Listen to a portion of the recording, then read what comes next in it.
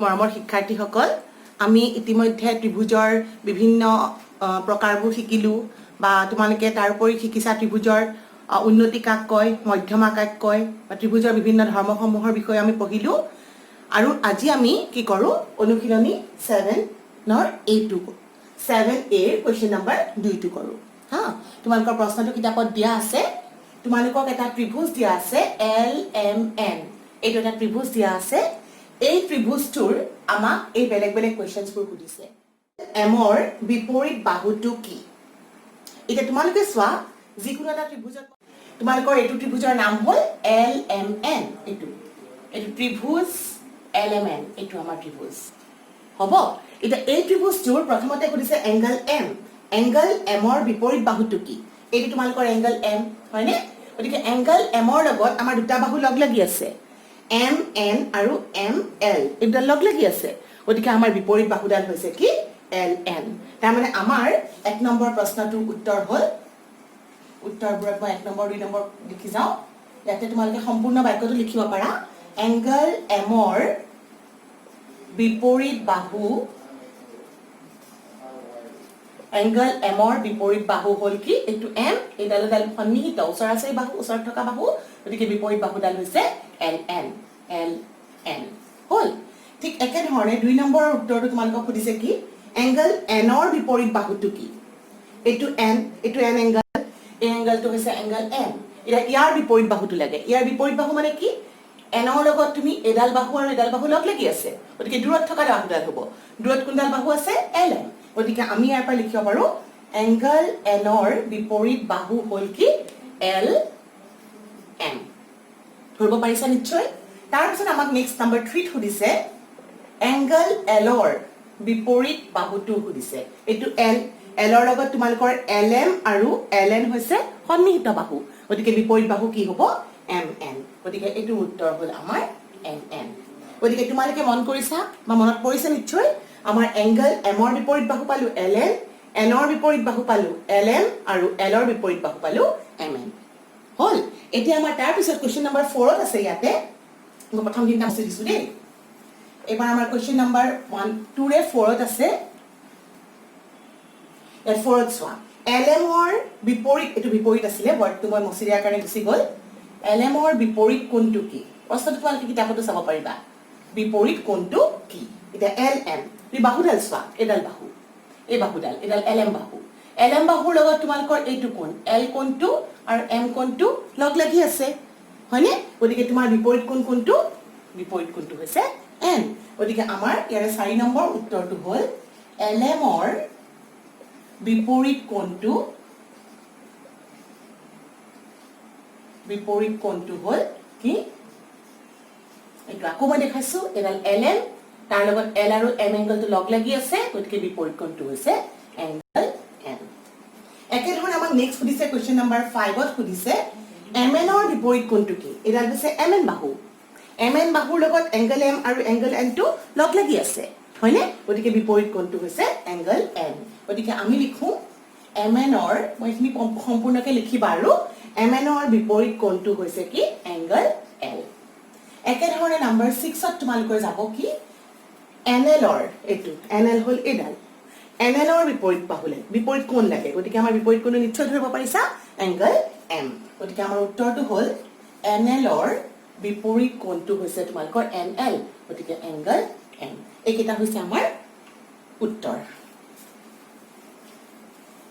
এনেকৈ ধৰণে তোমালোকৰ যিকোনো যদি ত্ৰিভুজ দিয়া থাকে তোমালোকে মন কৰিবা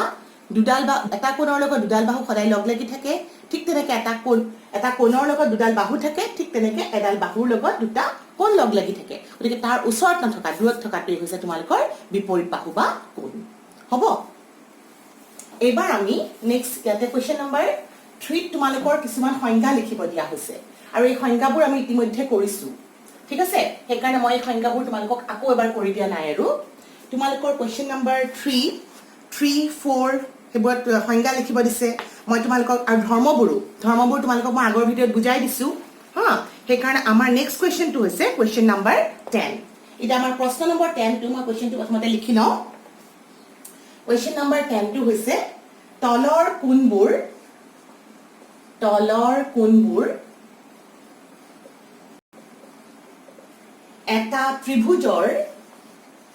এটা ত্ৰিভুজৰ কোণ হ'ব পাৰে নে নোৱাৰে পৰীক্ষা কৰা এটা ত্ৰিভুজৰ কোণ হ'ব পাৰে নে নোৱাৰে পৰীক্ষা কৰা ইয়াতে আমাৰ চাৰিটা প্ৰশ্ন আছে হা মই তোমালোকক দুটা কৰি দিম বাৰু আৰু বাকি কেইটা দুটা তোমালোকে নিজে কৰিবা প্ৰথম কোণ কেইটা হৈছে 70 ডিগ্ৰী 50 ডিগ্ৰী আৰু 50 ডিগ্ৰী 70 ডিগ্ৰী 50 ডিগ্ৰী সৰি আৰু 70 ডিগ্ৰী এটা তোমালোকে চোৱা মই একটা কোৱেশ্চন তুমি মিলাই দিছো দেই ওকে তোমালোকে এটো কোন কেনে দিয়া আছে 70 ডিগ্ৰী 50 ডিগ্ৰী আৰু 50 ডিগ্ৰী এটো তোমালোকে এটা কথা মন কৰা তোমালোকৰ ত্ৰিভুজৰ কোৱেশ্চনটো সুধিছে তলৰ কোণবোৰ এটা ত্ৰিভুজৰ কোণ হ'ব পাৰে নে নোৱাৰে এটা ত্ৰিভুজৰ কোণবোৰ আমি এটা ধৰ্ম পাইছিলো কি আছিল ধৰ্মটো নিশ্চয় মনত আছে কি আছিল এবাৰ ধৰ্মটো যে ত্ৰিভুজৰ তিনটা কোণৰ মাপৰ সমষ্টি হৈছে 180 ডিগ্ৰী হা গতিকে আমি কি কৰিম এই যিকিটা কোণ দিয়া আছে সিহঁতৰ সমষ্টিটো উলিয়াম আৰু সমষ্টিটো অৰ্থাৎ যোগ কৰিম কোণকিটা যোগ কৰাৰ ফলত যদি তুমি সিহঁতৰ যোগফলটো 180 ডিগ্ৰী সমান পোৱা তেনেহলে তোমালোকে দিয়া কোণকেইটাৰে ত্ৰিভুজ গঠন কৰিব পাৰিব বুলি ক'ব পাৰিবা কিন্তু তোমালোকে যোগ কৰাৰ পিছত যদি যোগফলটো 180 কে কম নাইবা 180 কৈ বেছি পোৱা তেনেহলে মানে 180 সমান নোপোৱা তেতিয়া হলে আমি কি কৰিম সেই দিয়া কোণকেইটাৰে ত্ৰিভুজ গঠন কৰিব নোৱাৰো গতিকে আমি প্ৰশ্নমতে আমি সমাধানটো আৰম্ভ কৰো ৰবা এটো পেনৰ ইনটো অকমান লাইট হৈ গ'ল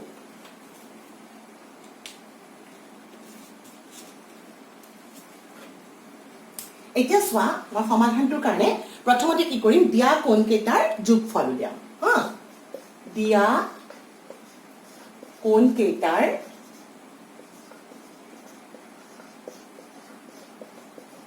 যোগফলটো উলিওৱা যোগফল কিমান হ'ব আমাক কি কোণ দিয়া আছে 70 ডিগ্ৰী যোগ 50 ডিগ্ৰী যোগ 70 ডিগ্ৰী তোমালোকে এই তিনটা কোণৰ যোগফলটো উলিওৱাচোন কিমান হ'ব 70 আৰু 50 যোগ কৰিলে হ'ব 120 120ৰ লগত আকৌ 70 যোগ কৰিলে কিমান হ'ব 190 ডিগ্ৰী তাৰমানে আমি কি পালো এই যোগফল কিটা তোমালোকে এটা 180 সমান পালা জানো নাই পোৱা হয়নে তোমালোকে যোগফল কিটা 180 কৈ বেছি পালা গতিকে তোমালোকে এটা উত্তৰটো লিখিব পাৰিবা যেহেতু তিনিটা বা আমি জানো যে বুলি লিখি ন পাৰো দেই আমি জানো যে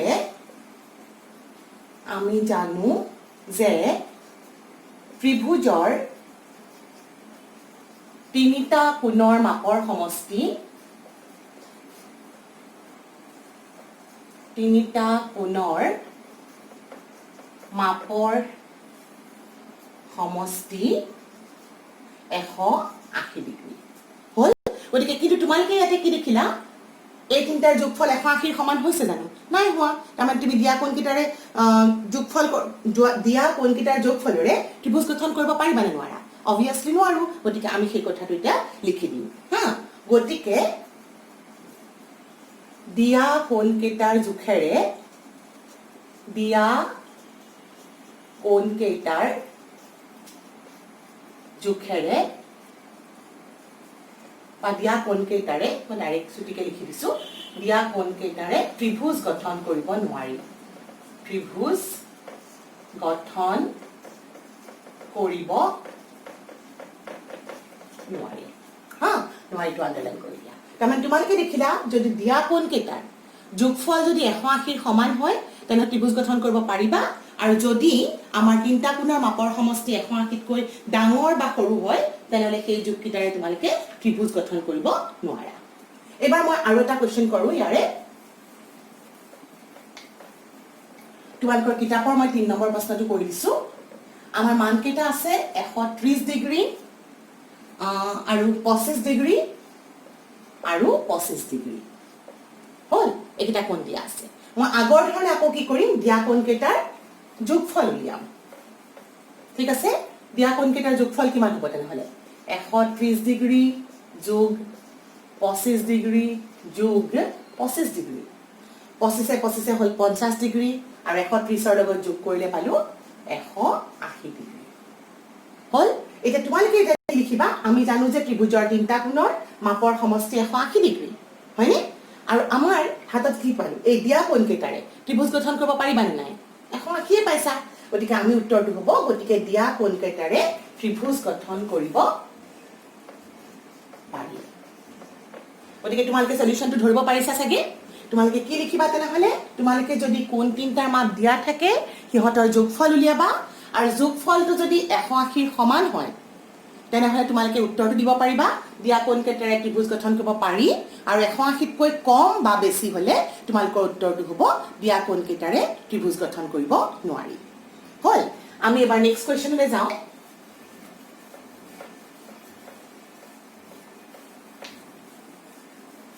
নেক্সট কোৱেশ্চনটো তোমালোকৰ কিতাপৰ প্ৰশ্ন নম্বৰ 11 কোৱেশ্চন নম্বৰ 11 ত তোমালোকৰ দিয়া আছে তিনটাকৈ বাহুৰ যোগ দিয়া আছে 11 ত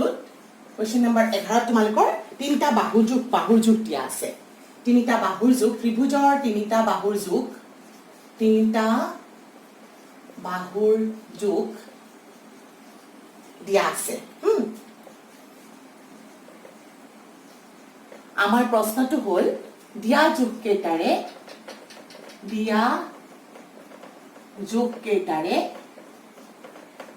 ত্ৰিভুজ গঠন কৰিব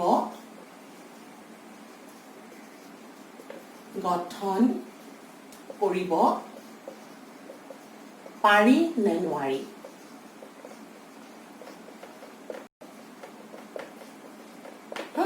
এটা এক নম্বৰ প্ৰশ্নটো তোমালোকক দিয়া আছে ইয়াতে 7 সেন্টিমিটাৰ 8 সেন্টিমিটাৰ আৰু 10 সেন্টিমিটাৰ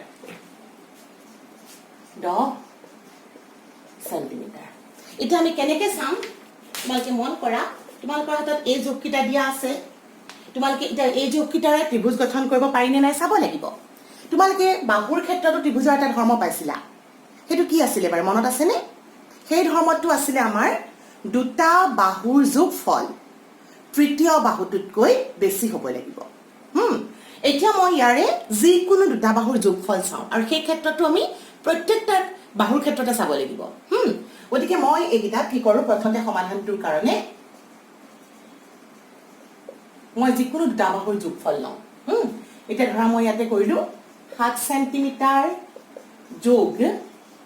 8 সেন্টিমিটাৰ কৰিলো 7 আৰু 8 যোগ কৰিলে কিমান পালো 15 সেন্টিমিটাৰ হল এটা 15 সেন্টিমিটাৰটো চোৱা তোমাৰ ৰখি যোৱা বাহু কোনডাল এই ক্ষেত্ৰত 10 সেন্টিমিটাৰ 10তকৈ ডাঙৰ গতিকে মই লিখিব পাৰো গ্ৰেটাৰ দেন ডাঙৰ তাতকে 10তকৈ ডাঙৰ চিনটো দুটা ভুল নকৰিবা দেই এবাৰ মই 7 সেন্টিমিটাৰৰ লগত 8 যোগ নকৰো এবাৰ 10 যোগ কৰি চাওঁ 10 যোগ কৰি চালো 7ৰ লগত যেটা 10 যোগ কৰিলো কিমান পালো উত্তৰটো পালো আমি 17 সেন্টিমিটাৰ যেতিয়া তোমালোকে 7 আৰু 10 যোগ কৰিছিলা এই দুটা বাহু যোগ কৰিছিলা ৰখি যোৱা বাহুটো কোনটো আছিল 8 সেন্টিমিটাৰ তোমালোকৰ যোগফলটো হল 17 আৰু ৰখি যোৱা বাহুটোতকৈ ডাঙৰ হ'ব লাগিব তাৰ মানে ইটস গ্ৰেটাৰ দেন 8 সেন্টিমিটাৰ এটো পালো তাৰ পিছত মই আকৌ নেক্সট 7ৰ লগত 8 লোৱা হল 7ৰ লগত 10 লোৱা হল এবাৰ মই 8ৰ লগত চাওঁ 8ৰ লগত কোনটো লবলৈ আছে 8 সেন্টিমিটাৰ আৰু 10 সেন্টিমিটাৰ লম তোমালোকে প্ৰত্যেকটাৰ লগতে প্ৰত্যেকটা লব লাগিব কাৰণ ত্ৰিভুজৰ বাহু তিনটা থাকে এই তিনটা চোৱা তোমালোকৰ তাহলে নিকুৱা ধৰণৰ ইয়াতে এটা 7 এটা 8 এটা 10 প্ৰথমতে মই 7ৰ লগত 8 ললো 10তকৈ ডাঙৰ হ'ব লাগিব 7ৰ লগত 10 ললো 8তকৈ ডাঙৰ হ'ব লাগিব বাট নেক্সট তুমি 8 আৰু 7 ললো সৰি 8 আৰু 10 ললো যোগফল পালো কিমান 18 সেন্টিমিটাৰ এটা এই 18 সেন্টিমিটাৰটো তোমাৰ ৰৈ যোৱা বাহু কোনটো এবাৰ 7 সেন্টিমিটাৰ 7তকৈ ডাঙৰ গতিকে আমি এটা কনক্লুজনটো কি দিম আমাৰ যেটো ৰিজাল্ট লাগিছিল যে দুটা বাহুৰ যোগফল তৃতীয় বাহুটোতকৈ বেছি হ'ব লাগে হয়নে এটা আমি কি লিখিলো আমি জানো যে আকৌ লিখিবা আমি জানো যে ত্ৰিভুজৰ আমি জানো যে মই ইয়াত লিখা নাই আৰু দেই ত্ৰিভুজৰ দুটা বাহুৰ যোগফল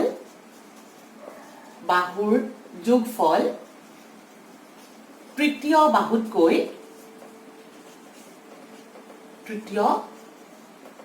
বাহুতকৈ বেছি বা যেহেতু বুলি লিখিব পাৰা যিহেতু ইয়াতে এই ক্ষেত্ৰত দেখিলো যিহেতু ত্ৰিভুজৰ দুটা বাহুৰ যোগফল তৃতীয় বাহুতকৈ বেছি এতেকে দিয়া যোগ কেইটাৰে ত্ৰিভুজ গঠন কৰিব পাৰি ত্ৰিভুজ গঠন কৰিব পাৰি গতিকে তোমালোকে যদি ত্ৰিভুজ গঠন পাৰি নে নোৱাৰি চাব লাগে তোমালোকে এইটো মন কৰিবা যে তোমালোকৰ এক সেকেন্ড দে ওকে তোমালোকে এটা মন কৰিবা যদি ত্ৰিভুজৰ দিয়া যোগ কেইটাৰে ত্ৰিভুজ গঠন পাৰি নে নোৱাৰি চাব লাগে সদায় তোমালোকে প্ৰতিটো বাহুৰ লগত যোগ কৰি কৰি চাব লাগিব এই ক্ষেত্ৰত কৰি থকাৰ সময়ত যদি তুমি কোনোবা এটাৰ যোগফল তৃতীয় বাহুতকৈ সৰু পোৱা তেতিয়াহ'লে সিহঁতৰ সহায়ত আমি ত্ৰিভুজ গঠন কৰিব নোৱাৰো আৰু তেতিয়া আমি কোৱেশ্যনটো তাতে ষ্টপ কৰিব লাগিব তোমালোকৰ বা সৰু বা সমান হলেও কথাটো একেটাই হ'ব মই আৰু এটা ইয়াৰো তোমালোকৰ আৰু এটা কোৱেশ্যন আছে কৰি দিছো বাৰু 3 নম্বৰটোৱে কৰি দিও সমান হলেও নোৱাৰে দেই মন কৰিবা সদায় ডাঙৰেই হ'ব লাগিব গতিকে তোমালোকৰ এবাৰ মই 17 centimetre 15 centimetre 20 centimetre 17 centimetre 15 centimetre আৰু 30 সেন্টিমিটাৰ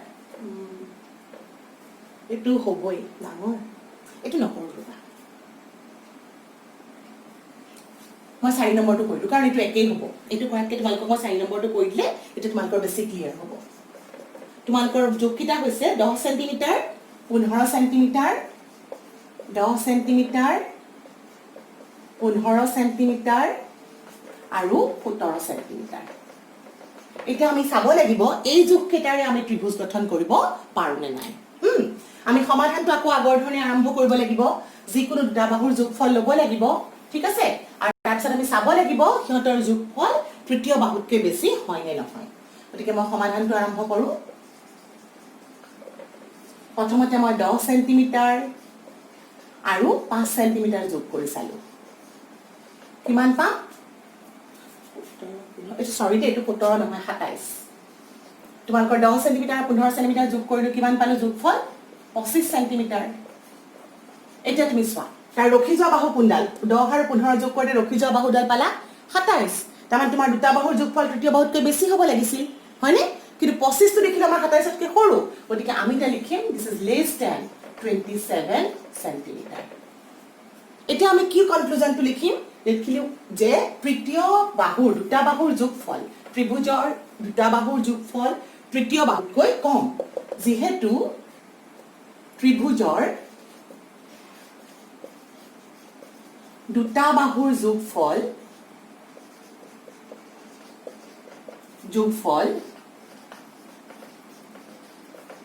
তৃতীয়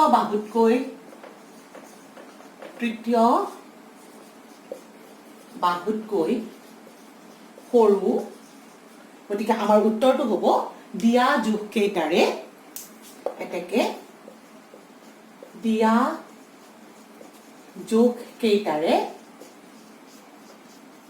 ত্ৰিভুজ গঠন কৰিব